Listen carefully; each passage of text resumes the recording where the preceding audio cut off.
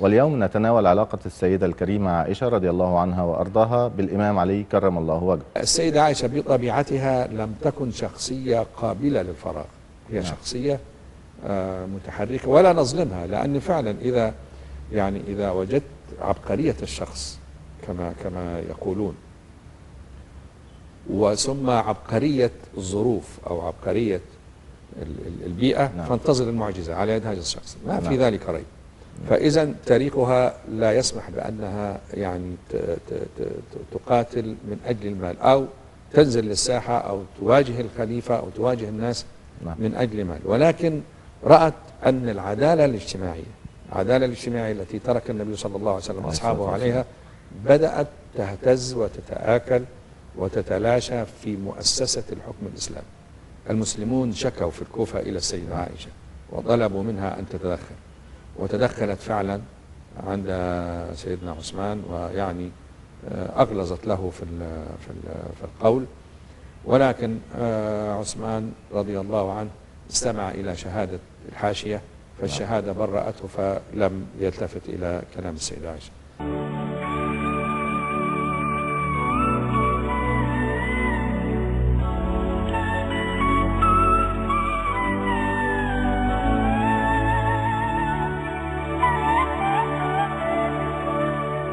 بسم الله الرحمن الرحيم، الحمد لله والصلاة والسلام على سيدنا رسول الله، وبعد. عليه الصلاة والسلام. المشكلة الأكبر بقى، وهو الذي دفع السيدة عائشة دفعا وحملها حملا إلى الدخول بشكل أكبر، وهو ثورة المصريين.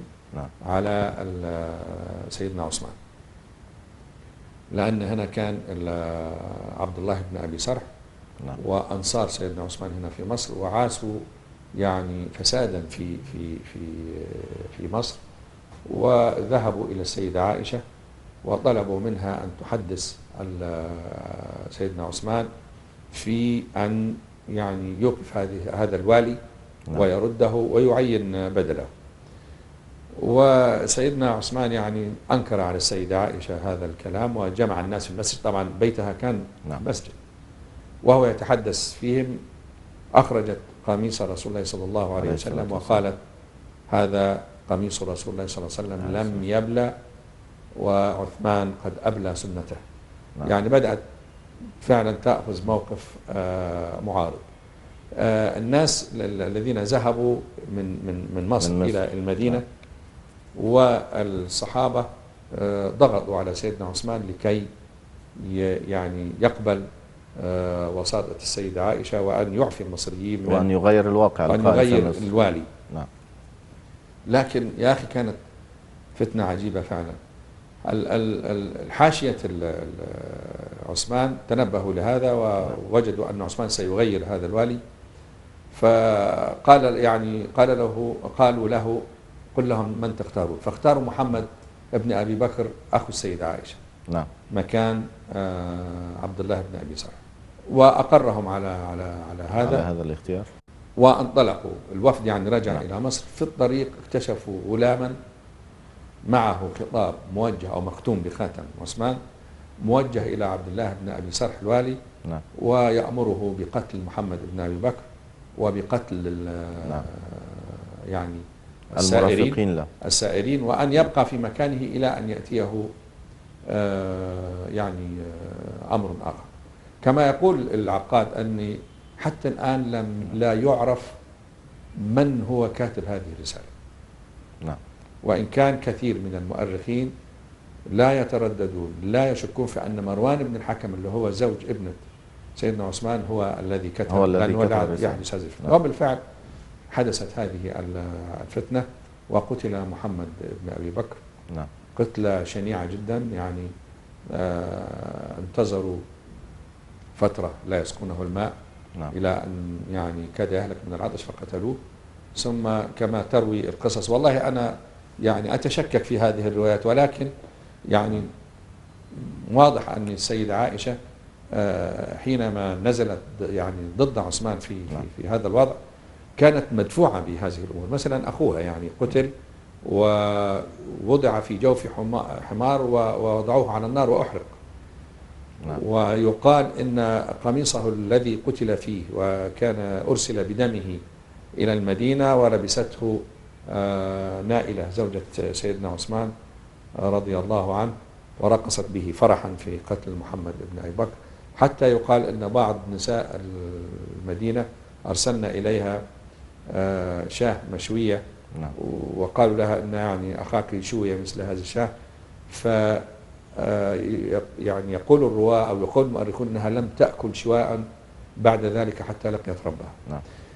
تصور واحدة في هذا الوضع وفي هذا الجو وفي هذه المكائد نعم. التي يكاد لها، وشخصية لا تقبل الضيم ولا تقبل الذل، فهي طبعا خرجت يعني على لم تكن مختارة، يعني لم تكن اضطرت مختارة. اضطرارا طبعاً ودفعت دفعا ضرتها الظروف للخروج إلى الحياة السياسية. وضروها حاشية عثمان ضرتها اضطرارا إلى النزول إلى هذا.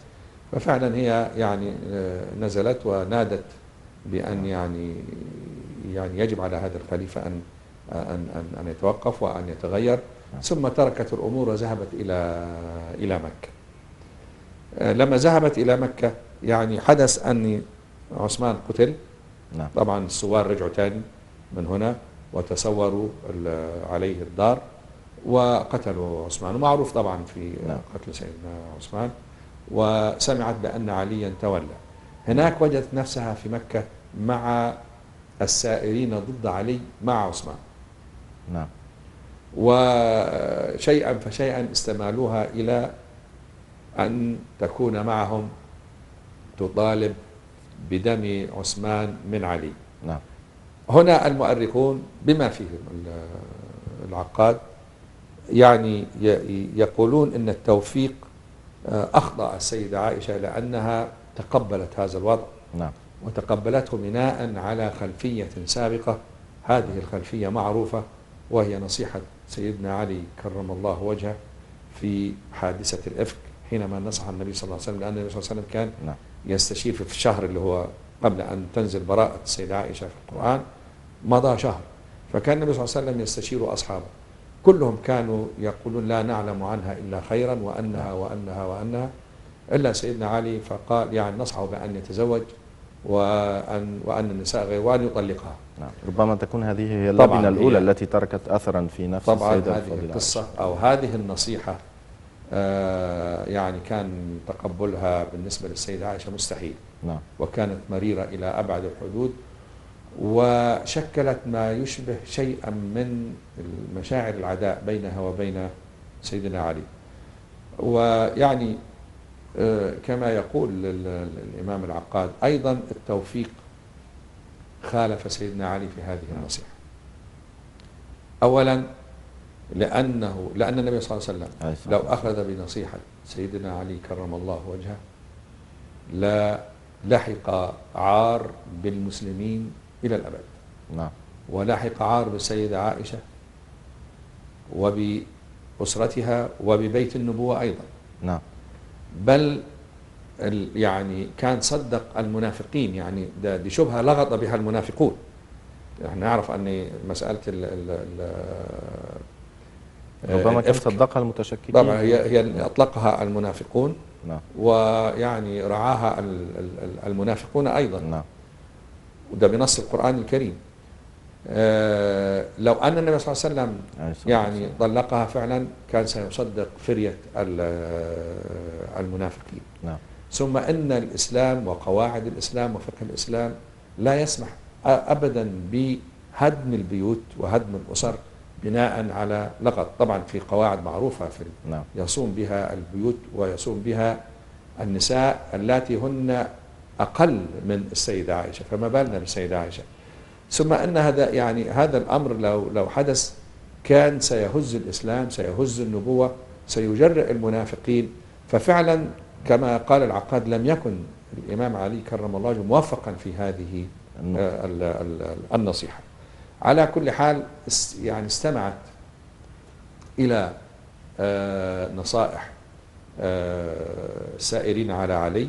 نعم. وخرجت معهم إلى البصرة، وحدثت موقعة الجمل التي حدثت.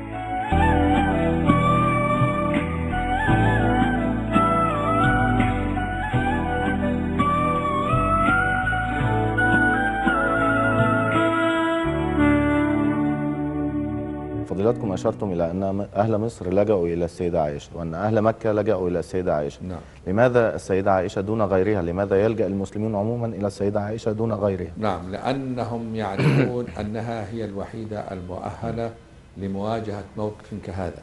نعم. يعني الباقيات كنا فعلا في يعني بيوتهن، ولم يكن لديهن النشاط الاجتماعي أو السياسي أو الثقافي نعم. المتوفر للسيدة عائشة. وهم عارفين أن السيدة عائشة تستطيع أن تنزل، نعم. تستطيع أن تتحرك وتستطيع أن تقود.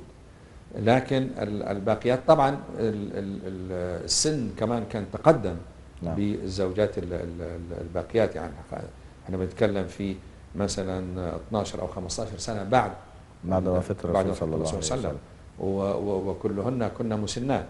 إنما الوحيدة التي كانت تستطيع ذلك هي السيدة عائشة.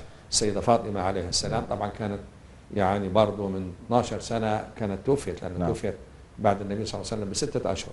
نعم. فلم يكن في بيت النبوة من يقدر على مواجهة هذه الأحداث وهذه الانحرافات التي حدثت فجأة. وكان نعم. الصحابة رضوان الله عليهم يرون أنهم مسؤولون عن هذا عن تقويم وتصويب هذا الانحراف، فلجأوا إلى السيدة عائشة بما لها طبعا من حرمة، وما لها من شباب، وما لها من قدرة على الكلمة، وما لها من منزلة في نفس العثمان نفسه يعني. نعم. فمن هذا المنطلق نزلت السيدة عائشة رضي الله عنها إلى ميدان السياسة. نعم. نزلت مرغمة، أنا من وجهة نظري نزلت مرغمة.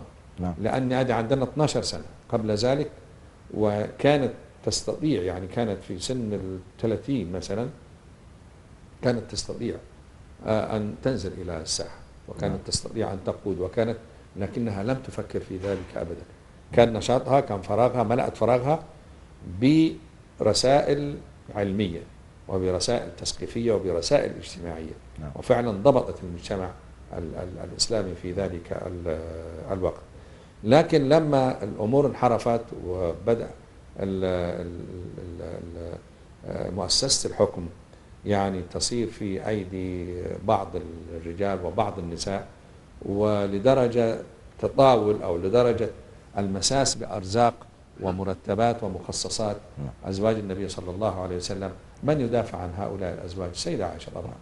فهذا هو الذي حدث حينما يعني تكررت الأخطاء وبصورة أكبر في معاداة السيدة عائشة، ولدرجة قتل الأخ وشيئه وكذا إلى آخره. طبعا لابد، هذه يعني هي أولا وأخيرا إنسان. نعم. وأولا وأخيرا يعني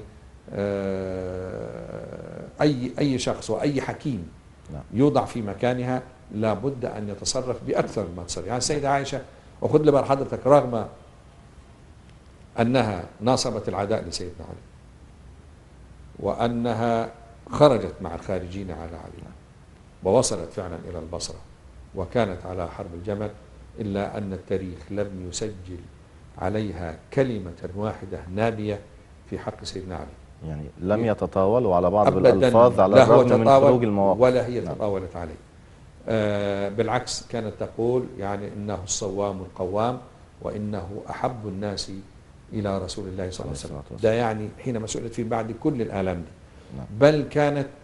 بل ندمت على خروجها إلى مناوشة أو موقعة الجمل. يعني كانت مثلا تقول ليتني مت قبل يوم الجمل، كانت دائما تقول هذا. وكانت تقول ليتني كان لي من رسول الله صلى الله عليه وسلم بنون 10 وثكلتهم جميعا أو كلهم ولم يكن يوم الجمل. يعني شوف، كانت تتمنى إلى هذا، لو أنها أنجبت من النبي صلى الله عليه وسلم 10 أولاد وماتوا جميعا ولم يكن يوم الجمل، حتى لا تكون سببا في فرقة واختلاف المسلمين. بالضبط. وأيضا حينما كان يذكر يوم الجمل ويتحدثون فيه كانت تبكي حتى تبل خمارها. ففي ظل هذا لا يصح أن يتوجه نقد إلى السيدة عائشة وأنها نزلت وأنها عادت سيدنا علي وأنها هذا شيء طبيعي جدا. وبالعكس، يعني لو السيدة عائشة في إمكاناتها وفي مؤهلاتها الشخصية والعقلية والثقافية وتعرضت لهذه الأحداث الجسام ولم تتحرك، هنا ربما يكون السؤال نعم. ويكون اللوم ويكون العتاب.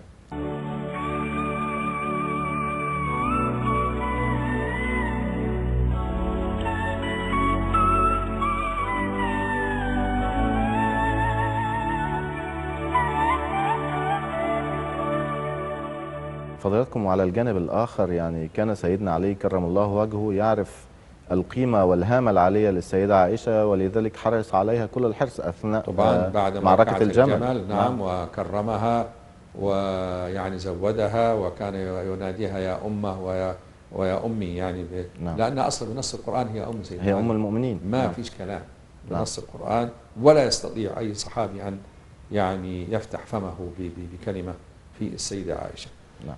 ولذلك أنا شخصيا رأيت لك يعني كلمة أن يعني جافاها أو يعني